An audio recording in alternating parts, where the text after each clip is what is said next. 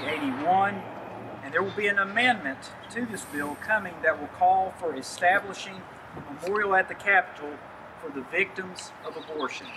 The monument will be paid for with private funds. Currently, on the Capitol grounds, there is a monument to the victims of slavery, and it's located right over where those people are. So afterwards, you may want to go and see right beyond the statue of the person standing. There's a monument to the victims of slavery.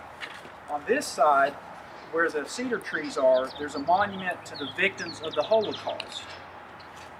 Both of these monuments that are already here recognize the atrocities occurred because human beings were treated as less than human. In both cases, the vulnerable and defenseless were subjected to the will of the powerful. The taking the life of the baby in the womb is related to this brand of inhumanity. While the baby can be seen as the obvious victim, this memorial will also be for other victims. The women coerced into abortion, the fathers who can't protect their unborn child, the brothers and sisters who lose a sibling, and a society as whole who becomes coarsened because life is cheapened. And I have with me today Myra Simons, who would like to make a few remarks. Myra? Thank you.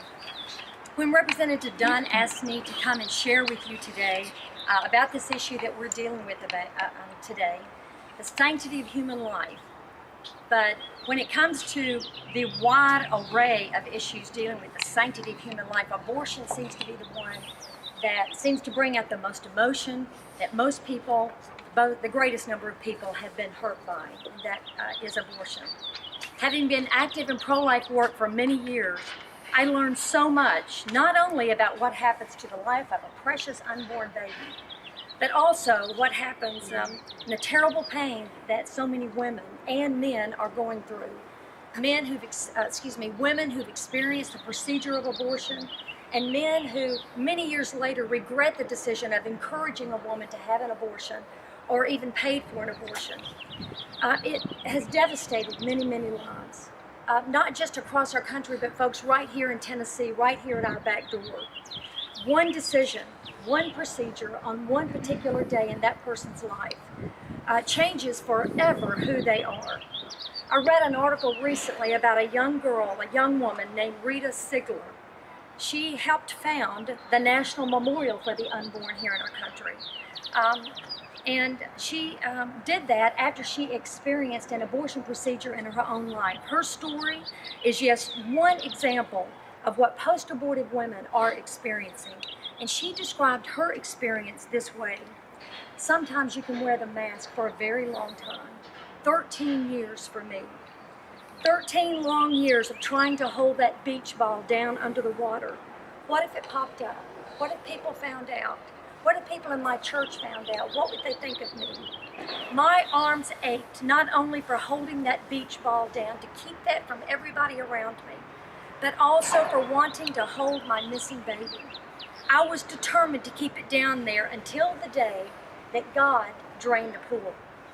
I had no place to run and hide, and God spoke just 7 words to me. You have never grieved for that child. And with that, he tore down the walls that I had built up around my hardened heart. I wailed for hours, and I felt all the things that I had not allowed myself to feel all those many, many years. Rita's story is repeated thousands of times across our country. In fact, statistics tell us that 90% of women who have had an abortion mourn the loss of their child.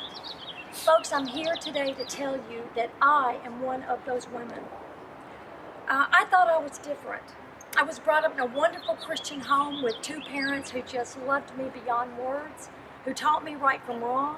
I graduated from a Christian high school and ultimately from a fine Christian university. But after graduation, when I came out of college, I fell, and I went into a terrible period of rebellion in my life, and one that's taken me years to get over. It was during this terrible time in my life, a time that I was extremely vulnerable, that I found myself unmarried and pregnant. Something totally foreign to the way that I was brought up. Well, you know, I had heard that abortion is just a quick 15-minute procedure. Nobody knows about it. It's just 15 minutes and you get on with your life. Folks, that's a bold-faced lie. You don't get on with your life. They do not tell you the psychological effects of this, quote, simple procedure. It is anything but simple, as it has a profound effect on who you are.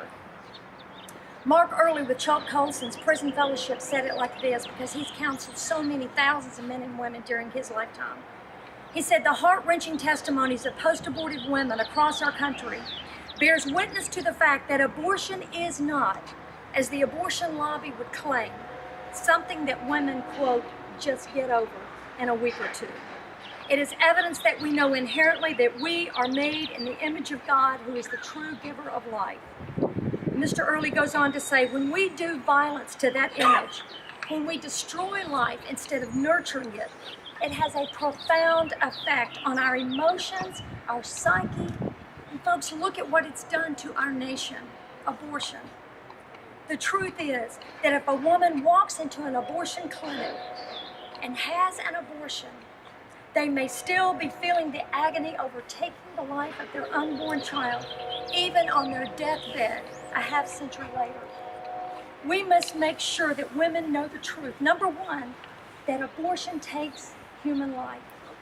Number two, that there are alternatives. And thirdly, and most importantly, that there are people who care and will support them through that unplanned pregnancy. Folks, the tremendous pain that these victims, the millions of babies who've been lost through abortion procedure, and their mothers and fathers, their pain must be recognized. It is real and it is devastating. Establishing this memorial for the victims of abortion would be key to starting the healing process for many, many men and women. Just the recognition that they are valued will go a long way in helping these hurting men and women know and understand that there are people who care about what they've gone through. And to remember the babies whose lives are forever gone because of their mother's one misguided decision on that one ill-fated day. Establishing this memorial, folks, is just the right thing to do. Tim Menery of Focus on the Family said it this way: doing what is right is something that all of us should take to heart, particularly because we are living in a society whose moral underpinnings are being eroded by people who are so ready to do the wrong thing. For the memory of the thousands of children lost to abortion, and for the healing of their mothers and fathers, this memorial must be established.